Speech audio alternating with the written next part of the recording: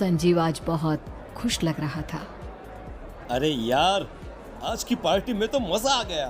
तुम दोनों दोस्तों के साथ तो मेरी जिंदगी इतनी अच्छी है कि क्या बताऊं कितनी अच्छी है। अरे भाई, अब दोस्ती की है तो जीना मरना सब साथ में। हाँ अरे अरे यार सुनो, जल्दी से एक बियर और ऑर्डर करते हैं ना, एक आखिरी, और उसके बाद ये जश्न यहीं खत्म हो जाएगा।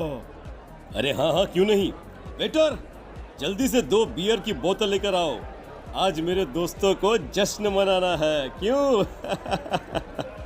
इतने में वहां पर एक बहुत सुंदर लड़की छोटे छोटे कपड़े पहनकर हाथ में बियर की बोतल लेकर उसके पास आती है।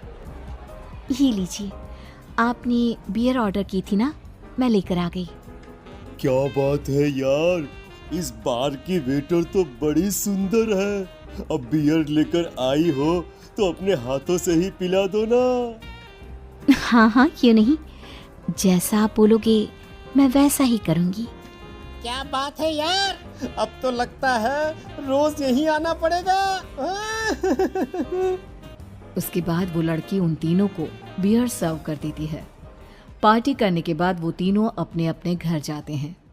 प्रतीक, संजीव और राघव को उनके घर छोड़कर जैसे ही अकेला अपनी कार में आकर बैठता है तो अचानक उसे एहसास होता है जैसे उसकी कार की पीछे वाली सीट पर कोई बैठा हुआ है। वो तुरंत पीछे मुड़कर देखता है। तुम यहाँ क्या कर रही हो? और तुम मेरी कार में कब आई? अरे तुम तो बार में वेटर थी ना। बस ऐसे ही मेरा दिल कर रहा था आपके साथ आपके घर चलने का, इसलिए मैं आपके साथ चली आई। अरे लेकिन तुम मेरी कार में आई कब? अभी कुछ देर पहले तो यहाँ पर मेरे दोस्त बैठे हुए थे। प्रतीक के इतना बोलते ही उस लड़के का चेहरा खतरनाक तरीके से बदल जाता है। उसकी आंखें पत्थर की तरह सफेद और पूरे शरीर पर नीली नीली नसें उभर आती है। गाड़ी चलाओ, पूरी स्पीड में चलाओ, और अगर तुमने गाड़ी रोकने की कोशिश भी की तो मुझसे बुरा कोई नहीं होगा। डर की वजह से प्रतीक के पसीने छूटने लगते हैं। उसका शरीर बुरी तरह से कांप रहा था। प्रतीक बिना कुछ सोचे समझे कार को फुल स्पीड से चलाना शुरू करता है। चलते चलते वो शहर से दूर एक पहाड़ी पर पहुंच जाता है और सामने अब सिर्फ पहाड़ी का किनारा दिख रहा है, जिसे देख प्रतीक घबराकर अचानक से कार को ब्रेक लगाता है। देखो देखो देखो देखो, मुझे छोड़ दो मुझे। अगर मैंने गाड़ी जरा सी भी आगे बढ़ाई तो हम दोनों नीचे गिरकर मर जाएंगे।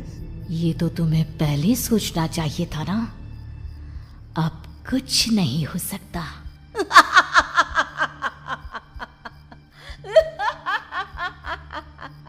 छोड़ दो मुझे। नहीं प्लीज मुझे छोड़ दो। प्लीज मुझे जाने दो। छोड़ दो मुझे। गाड़ी आगे बढ़ाओ। और तभी अचानक से बिना प्रतीक के स्टार्ट किए उनकी कार आगे बढ़ती है और गहरी खाई में गिर जाती है। उसके चीखने की आवाज एक चारों तरफ सुनाई देती है।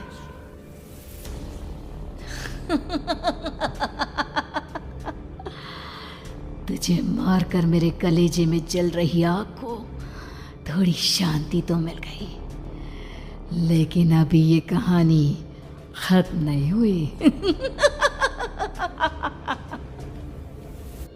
और फिर अगले दिन राघव और संजीव को पता चलता है कि प्रतीक की पहाड़ी से नीचे गिरकर मौत हो गई। अरे कल रात की तो बात है यार, हम सब बैठकर पार्टी कर रहे थे, लेकिन मेरी एक बात समझ में नहीं आ रही। राघव शहर से इतना बाहर उस पहाड़ी पर इतनी रात को क्या करने गया था? अरे यार, वही सोचकर तो मैं भी परेशान हूँ। हम दोनों को छोड़ने के बाद तो वो सीधा अपने घर जाने वाला था, और वो आत्महत्या क्यों करेगा भाई? कल रात तक वो कितना खुश था, हमारे साथ सेलिब्रेट कर रहा था। हाँ, लेकिन पुलिस ने तो यही कहा है कि प्रतीक ने अपनी कार को जानबूझकर पहाड़ी से नीचे गिरा दिया और आत्महत्या कर ली। अरे यार संजीव, मेरी तो कुछ भी समझ में नहीं आ रहा है। चल ठीक है, अब मैं अपने घर जाता हूँ। Okay, bye. राघव अपने घर में अकेला था। दोपहर का वक्त था। तभी दरवाजे की घंटी बजी। कौन है? अरे 1 मिनट रुको, अभी आता हूँ।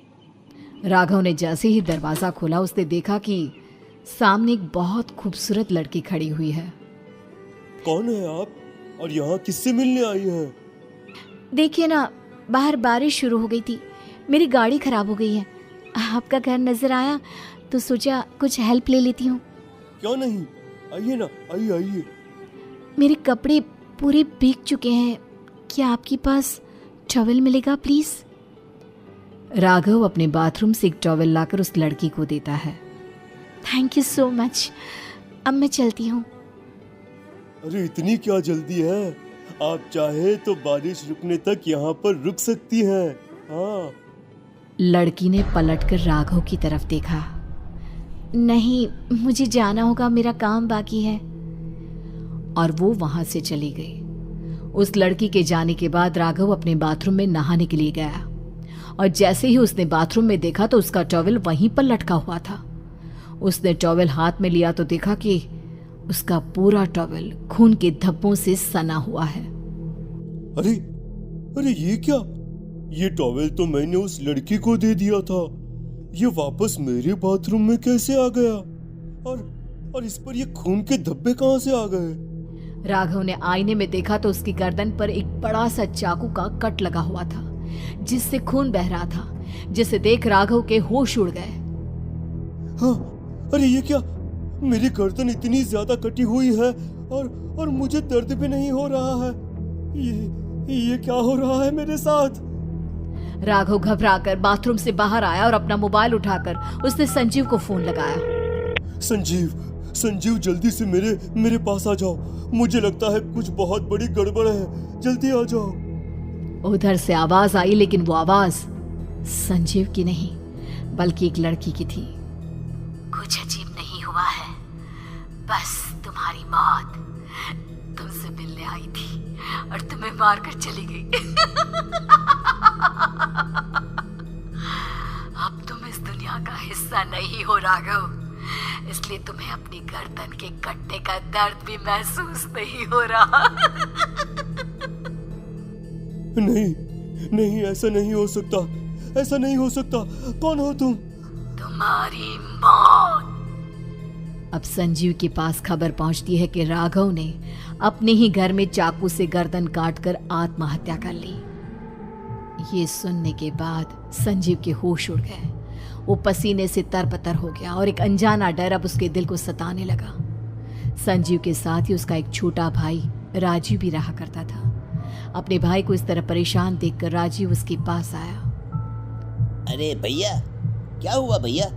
आप इतने घबराए हुए क्यों लग रहे हैं? प्रतीक और राघव की मौत, मेरा मतलब मेरी कुछ समझ में नहीं आ रहा भाई। अचानक से मेरे दोनों दोस्तों ने आत्महत्या क्यों कर ली?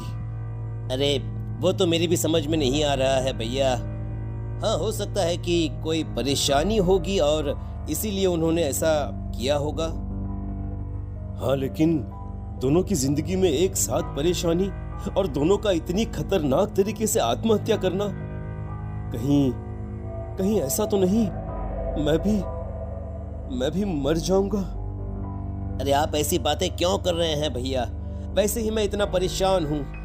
जब से अंजलि ने मेरा साथ छोड़ा है तब से सब कुछ बहुत अजीब सा हो गया है।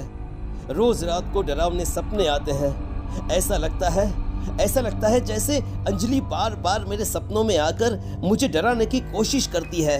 अंजलि का नाम सुनते ही संजीव की आंखें फट गई और उसके गले में आवाज अटक गई। उसके चेहरे पर घबराहट साफ नजर आ रही थी।